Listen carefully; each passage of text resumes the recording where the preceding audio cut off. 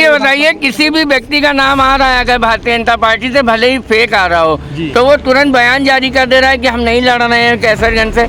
आप इतनी हिम्मत करके लड़ रहे हैं, इतनी हिम्मत कहाँ से आई? भाजपा, देखिए ऐसा है कि जो भाजपा के माननीय सांसद जी हैं, हम उनका टिकट थोड़ी काट रहे हैं। वो कभी निर्विरोध निर्वाचित हुए ही नहीं, अन्य दलों को प्रत्याशी ना मिलते होंगे, यही तो होगा भाजपा के पास, और दूसरा प्रत्याशी नहीं होगा। वो निर्दलीय तो कभी निर्वाचित नहीं हुए। नहीं तो क्या मिलना चाहिए उनको टिकट, मिलेगा क्यों नहीं मिलेगा? वो लड़े, अच्छा लड़े। भाजपा से हमारी सीधी लड़ाई है। बसपा हर जगह भाजपा चुनौती निश्चित भारतीय जनता पार्टी, जो भी प्रत्याशी आएगा, किसी एक को टारगेट करना ठीक नहीं। भाजपा से लड़ाई है, ब्रजभूषण सिंह से नहीं है। प्रत्याशी विशेष से कोई लड़ाई नहीं है, कोई लड़ाई नहीं प्रत्याशी विशेष हो सकता है। लोग कहते हो, अपनी अपनी भविष्यवाणी है लोगों की, अपने गणित है। चलिए, आप मंडल में नरेंद्र पांडे, बहुजन समाज पार्टी, कैसरगंज लोकसभा। भाई साहब, मुद्दे यहाँ पे देखिए, गरीबी है, महंगाई है, किसानों की समस्याएं हैं, और हमारी बहन कुमारी मायावती जी का जो है कार्यकाल जिस तरह से रहा, उन्होंने हमेशा करके दिखाया। हम लोग मैनिफेस्टो इसीलिए जारी नहीं करते हैं कि हम लोग करने में विश्वास है, करके दिखाते हैं, और उनके कार्यकाल में जो भी उनके अधूरे काम रह गए हैं उसको हमको आगे चल करके पूरा करना है। हमारे यहाँ भाई साहब, एक तो अभी कन्वीनियंस की ही सुविधा नहीं है, कन्वीनियंस नहीं है लोगों के पास में। जैसे कि ट्रेन से अगर जाना है किसी को, लोग दिल्ली बन जाते हैं, पंजाब जाते हैं, लोग दूर दूर कमाने के लिए जाते हैं, कोई ट्रेन हमारे यहाँ से बन कर नहीं जाती है। सब ट्रेनें लगभग बिहार से बन करके आती हैं, यहाँ पे एकदम भर करके आती हैं, लोग किसी तरह से एकदम जानवर की तरह खस जाते हैं।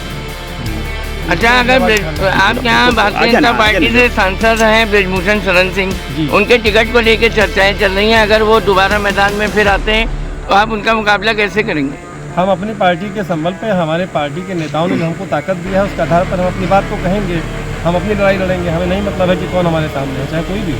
नहीं तो क्या वजह तो हमको नहीं समझ में आती है, कोई ठोस वजह तो नहीं है।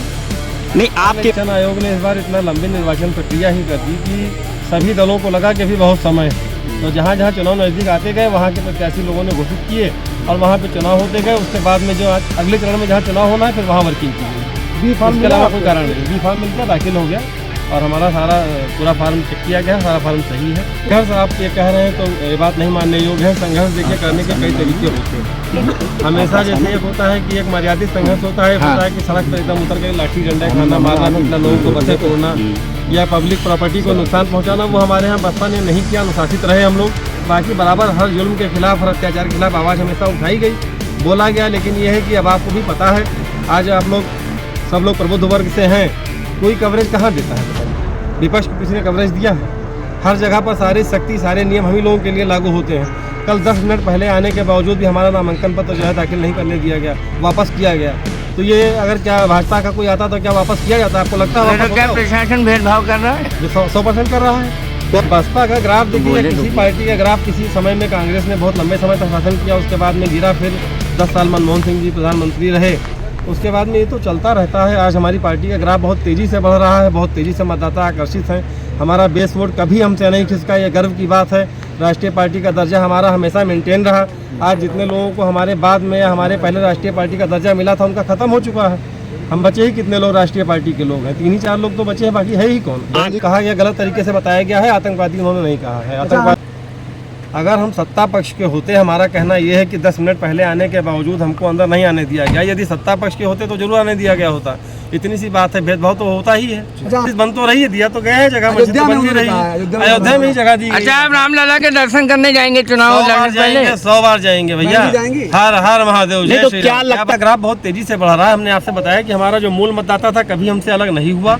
अन्य मतदाता हमसे जुड़ जाएंगे तो हम निश्चित ही कई जगह पे अच्छा पांडे लड़ा करके बहुजन समाज पार्टी को 4 सीटें जिताने के लिए मेहनत कर रहे हैं।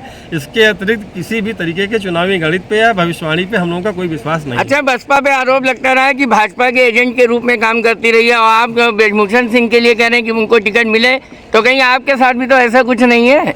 देखिए, हमने ये नहीं कहा कि जो है बी टीम के रूप में हम उसके काम कर रहे हैं या कोई भी कर रहा है। ब्रजभूषण सिंह को टिकट मिले या न मिले, हम उनका टिकट ना कटवाने वाले हैं ना दिलाने वाले हैं।